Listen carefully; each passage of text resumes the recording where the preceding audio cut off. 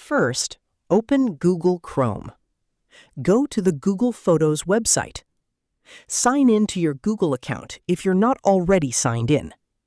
From the left side menu, click Bin or Trash. Here, you'll see all the photos and videos that were recently deleted. Select the photo or video you want to recover.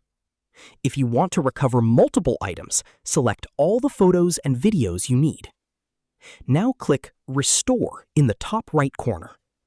Wait a few seconds while Google Photos restores your files. The selected photos and videos will be restored to your Google Photos library.